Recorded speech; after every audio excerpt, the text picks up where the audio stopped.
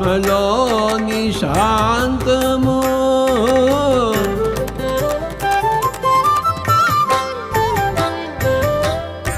ఆత్మలోని అభయము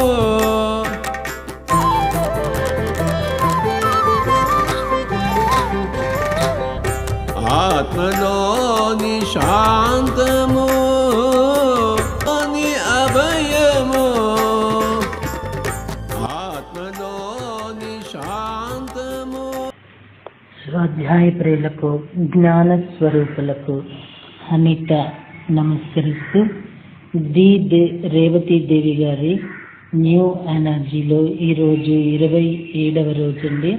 జరుగుతున్న కథ అని చెప్తున్నారు. ఏంటో చూద్దామా. ప్రక్షాళన. ఆధ్యాత్మికంగా మనం పైమెట్టుకు వెళ్ళాలంటే మన కర్మనంతా ప్రక్షాళన చేసుకోవాలి, కర్మ శుద్ధి జరగాలి. అదేవిధంగా భూమి ఉన్నత ప్రకంపన స్థాయికి వెళ్ళాలంటే భూమి కూడా తన వాతావరణంలోని కాలుష్యాన్ని ప్రక్షాళన చేసుకోవాలి. ఈ శుభ్రం చేసుకునే కార్యక్రమంలో భాగంగా మనకు తుఫాన్లు, వరదలు, గుంపుగా ఇల్లు తగలబట్టాలు, అడవులు తగలబడిపోవడాలు ఇలాంటివన్నీ జరుగుతాయి. భూదేవి తన మాలిన్యాన్ని కడుక్కునే ప్రాసెస్ ఇది. తీవ్రమైన ఎండల ద్వారా, ఆ ఎండలకు మనకు పట్టే చెమట ద్వారా కొంత నెగిటివ్ ఎనర్జీ పోతుందట. ఆండ్రోమెడన్లు చెప్పారు. అలాగైతే అంత చెమట పడితే అంత మంచిగా చూస్తుంది కదా. ఇక్కడ మాస్టర్ ఒక చిన్న విషయం చెప్పుకోవాల్సిందేనండి. క్లాసెస్కి వెళ్తాము, నిమిషం ఫ్యాన్ లేకపోతే ఉండలేము అన్నట్టు ఫీల్ అయిపోతారు. ఇంట్లో ఒక్క నిమిషం కరెంటు పోతే అసలు ప్రపంచం తలకిందులైపోయినట్టు అవుతారు. పిరమిడ్స్లో ఏసీలు, ఫ్యాన్లు పెట్టుకుంటూ ఉండటం అనేది ఇది ఎంతవరకు కరెక్టో ఈ పాయింట్ వరకు మనకు తెలుస్తుంది. ఏది చెప్పినా దయచేసి విమర్శగా తీసుకోవద్దండి. నేను ఎన్నో క్లాసెస్కి వెళ్ళాను, ఎన్నో పిరమిడ్స్కి వెళ్ళాను, ఎన్నో చూశాను. అక్కడ ఎనర్జీస్ ఫార్మేషన్ తెలుసుకున్నాను, ఆ డిఫరెన్స్లు తెలుసుకున్నాను. అదే నా క్లాసెస్లో నేను ప్రజెంట్ చేస్తూ ఉంటాను. అప్పుడు వాళ్ళే చెప్తారు నిజమే, అప్పుడు అంత క్రితానికి ఇప్పటికి ఎనర్జీస్ తీసుకోవడంలో డిఫరెన్స్ ఉందని. ఎందుకంటేనండి మనిషి ఏదైనా అనుభవిస్తే కానీ నమ్మడు.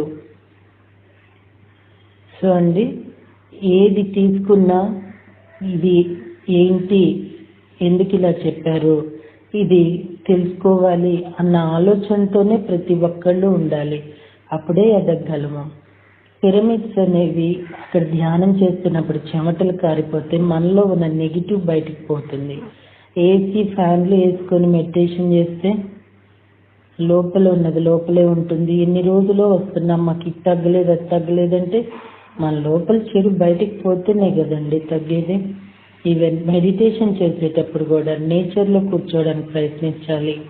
ఈ ఫ్యాన్లు, ఏసీలు వీటిని అవాయిడ్ చేసి చెమట పట్టాలి అన్న ఆలోచనతో కూర్చోక్కర్లేదండి. మనము ధ్యానంలో కూర్చోగలిగేటట్టుగా మనల్ని మనం మోడిఫై చేసేసుకోవాలండి. ఇంకా సుఖంగా ధ్యానం చేయాలంటే ఇంతకన్నా సుఖమైన ధ్యానం ఇంకెక్కడా ఉండదు. దానిలోనే ఇంకా సుఖం ఎత్తుక్కుంటున్నామంటే మనల్ని ఆ భగవంతుడు చూసి ఏమనుకుంటాడో ఆయనకే తెలియాలండి. అలా ఎండ పడలేని చోట్లలో ప్రక్షాళన జరగాల్సి వస్తే తగలబడ్డం రూపంలో అది జరుగుతుందంటారు వాళ్ళు. ఈ ప్రకృతి బీభత్సాల ద్వారా ఆయా స్థలాల్లో చేరిన నెగిటివ్ ఎనర్జీ మారిపోతుంది. సో మాస్టర్స్, ఇలాంటివి జరుగుతూ ఉన్నప్పుడు మరి మనము చేయవచ్చా ధ్యానము? అక్కడ తగలబడకూడదు, అక్కడ తుఫాన్ రాకూడదు, అక్కడ వరదలు రాకూడదు, అక్కడ ఇది తగ్గిపోవాలి, అది తగ్గిపోవాలి అనేది మనం చేయవచ్చా, చెయ్యకూడదా? దీన్ని బట్టి మనమే ఆలోచించుకోవాలండి. ఎందుకంటే ప్రకృతి పరమైన దానిలో వేలు పెడితే చాలా బీభత్సానికి మనమే గురవుతాం.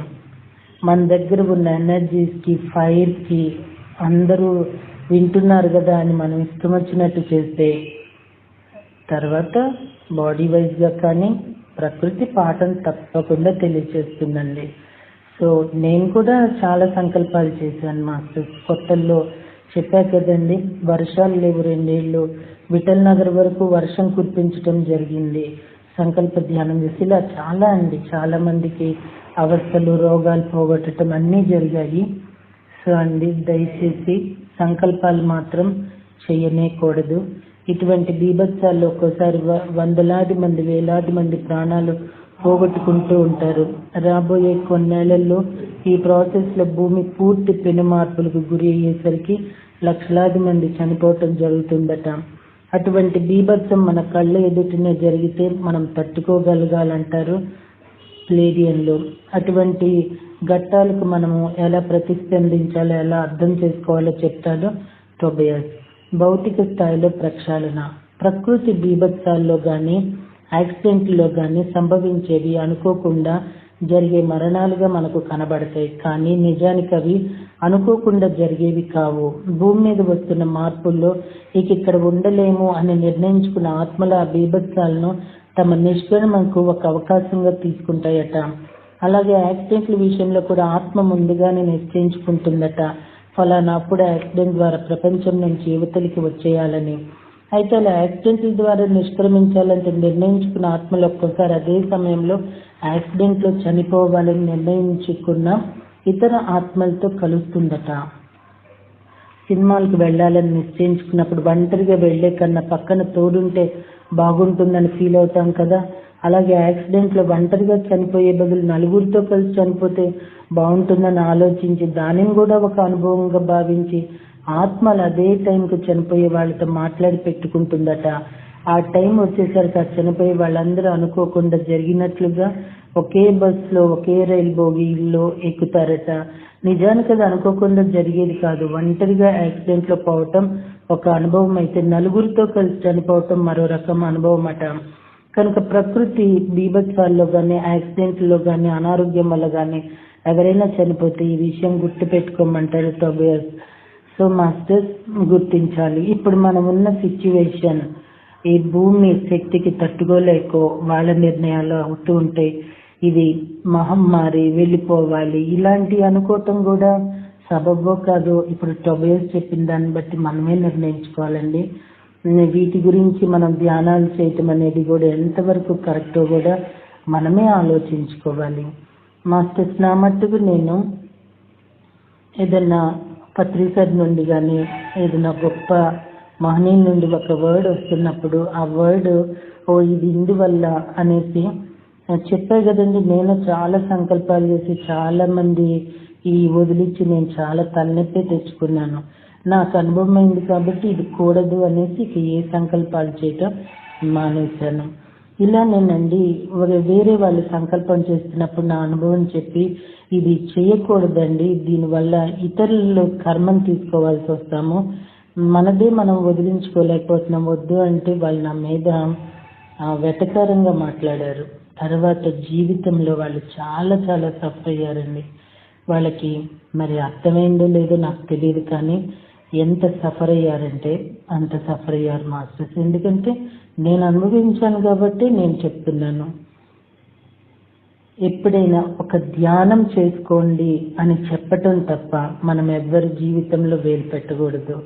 మనము చాలా ఇష్టపడే వ్యక్తులైనా సరే వాళ్ళు మనం ఒక విషయం చెప్తే దాన్ని వేరుగా అర్థం చేసుకొని, వేరు అనుభవంగా తీసుకొని, వేరుగా ఫీల్ అయ్యి వాళ్ళు బాధపడుతూ ఉంటారు. అది కూడదు. కాబట్టి ఎవరి విషయాల్లో మనకి ఎంత ఇష్టమైన వాళ్ళైనా, వాళ్ళు ఎంత కష్టంలో ఉన్నా వాళ్ళు ఎదుర్కోగలరు అన్న ఒక్క థాట్ రిలీజ్ చేసి వాళ్ళు చక్కగా ధ్యానం చేసుకుంటున్నారు అనుకోవటం తప్పించి మనం ఏమీ చేయకూడదు అనేది నా అనుభవం మాస్టర్స్. ఇది ఇటీవల కూడా నాకు అనుభవం కలిగింది. ఎవరి జీవితాల్లోకి మనం తొంగి చూడకూడదు. మనము మంచి చేయగలమండి. ఒక పిరమిడ్ స్పిరిచువల్ సొసైటీ మూమెంట్ మాస్టర్కి ఏదైనా చేయగల శక్తి ఉంది. అది వినియోగించే విధానంలో వినియోగిస్తే తప్పకుండా ఉందండి. ఎవ్వరమేమి తీసేసే వాళ్ళమేం కాదు మాస్టర్. కానీ ఏది చెయ్యొచ్చు, ఏది చేయకూడదు అనేది కూడా మనం తెలుసుకుంటూ ఉండాలి. ఇప్పుడు ఈ పుస్తకం అనేది చాలా మేల్కొల్పుతున్నదండి.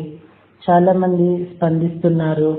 ఒకటి మాస్టర్స్, దయచేసి నేను I'm telling so many times, ఒక బుక్ చదివేటప్పుడు ఒక విశ్లేషణ వస్తుంది, ఏదన్నా ఒక స్పీచ్ ఇచ్చేటప్పుడు ఒక విశ్లేషణ వస్తుంది, ఒక ఆన్సర్ చెప్పేటప్పుడు ఒక విశ్లేషణ వస్తుంది. మనసులోని మాట, మనలో మన మాట, ఒక చిన్న మాట పంచుకుందామా అని నేను ఒక చక్కటి శీర్షికలో నేను ఎంతో మందితో నేను ఓపెన్గా నా భావాలు పంచుకుంటున్నాను. అది number of people, so many people ఆశీర్వదిస్తున్నారు. ఎందుకంటే ఒకటి, మనం తెలియచేసుకునేటప్పుడు కొన్ని విషయాలు దొర్లుతూ ఉంటాయి, దాన్ని మనం పాజిటివ్గా తీసుకోగలగాలి. అలా పాజిటివ్గా తీసుకోగలిగితేనే ఆ వర్డింగ్ ఎందుకు వచ్చిందో అనేది అర్థమవుతుంది. ఆ వర్డ్ని మనము స్వీకరించగలుగుతాము. ఇది ప్రతి ఒక్కరము అర్థం చేసుకోగలిగితే మాత్రం చాలా తొందరగా మనము అసెండ్ అయిపోతామండి. ఓకే మాస్టర్స్, అమితంగా బాధపడిపోయి ప్రతిస్పందించవద్దంటాడు. మామూలు స్థాయిలో తెలియకపోయినా ఆత్మస్థాయిలో వాళ్ళు అనుకున్న ప్రకారమే వెళ్ళిపోతున్నారని అర్థం చేసుకోమంటాడు. లక్షలాది మంది మన కళ్ళ ముందు ఇలాంటి మార్గాల ద్వారా సవాలుగా మారుతుంటే ప్రశాంతంగా ఉండమని ప్లేడియన్లు కూడా చెప్తారు. ఎందుకంటే దిస్ ఈజ్ ఇది కరెక్ట్ టైంలో మనం అందుకుంటున్న కరెక్ట్ జ్ఞానం. ఇది చాలా పాత పుస్తకాలేనండి, న్యూ ఎనర్జీ అసెన్షన్, మహావతరణ. కానీ ఇప్పుడు మనము ఒకసారి నెమరు వేసుకోవాలి. నేను ఒకప్పుడు చదివాను, నేను ఒకప్పుడు విన్నాను అని వదిలేస్తే నష్టపోయేది ఎవరూ కాదు మాస్టర్స్. ఆలోచించుకోవాలి ప్రతిదీ కూడా. మరణాలకు కారణాలు, ఇలా అర్థవంతంగా వీళ్ళు ఎందుకు వెళ్ళిపోతున్నారు, వాళ్ళకి తెలుసు తాము ఇంకా భూమి మీద ఉండటంలో అర్థం లేదు, ప్రయోజనం లేదని. పైగా తమ ఎనర్జీకి భూమికి ఉపయోగపడదు, న్యూ ఎనర్జీలోకి వెళ్ళడానికి తాము సిద్ధంగా లేరు. వాళ్ళకి ఆత్మస్థాయిలో అంటే అంతశ్చేతనంలో తెలిసి న్యూ ఎనర్జీలోకి వెళ్ళేటప్పుడు ఎదురయ్యే పరిస్థితులను ఎదుర్కోవడానికి తాము సిద్ధంగా లేమని అది అసలు కారణం. అటువంటి తాము భూమి మీద నుండి అడ్డం తొలగితే బాగుంటుంది, ముందుకు సాగి ఇతర మానవులకు తామెందుకు అడ్డం రావాలి. పైగా ఈ సమయంలో భూమి మీదకు వచ్చి పుట్టడం కోసం చాలా మంది క్యూ కట్టి ఆదుర్దాగా ఛాన్స్ కోసం ఎదురు చూస్తున్నారు. ఆవుల వైపున తాము ఇక్కడి నుంచి వెళ్ళిపోతే వాళ్ళు ఇక్కడికి రావడానికి చోటు ఏర్పడుతుంది. ఆ కొత్తగా వచ్చే వాళ్ళ ఎనర్జీ భూమికి ఉపయోగపడుతుంది. ఇందుకోసమే వీళ్ళు అర్ధాంతరంగా వెళ్ళిపోతున్నారు. అలా వెళ్ళిపోయే వాళ్ళు ఏం చేస్తారు, వెళ్ళిపోవటంతో భూమి మీద ఎనర్జీల బ్యాలెన్స్ తప్పే పరిస్థితి ఏర్పడుతుంది. ఆవుల వైపు నుంచి కొత్త వాళ్ళు భూమి మీద రావడానికి కొంచెం టైం పడుతుంది కదా, ఆ మధ్యలో ఎనర్జీల బ్యాలెన్స్ అవసరం అవుతుంది కదా. మరి అందుకే ఇక్కడి నుంచి వెళ్ళిపోయిన వాళ్ళు మన 3వ పరిధి బయటికి వెళ్ళి అక్కడి నుంచి మనకు అవసరమైన ఎనర్జీలను సప్లై చేస్తుంటారట. కనుక ఒక విధంగా చెప్పాలంటే మనం ముందుకు సాగడానికి వాళ్ళు తమ ప్రాణాలనే ఇచ్చేస్తున్నారనమాట.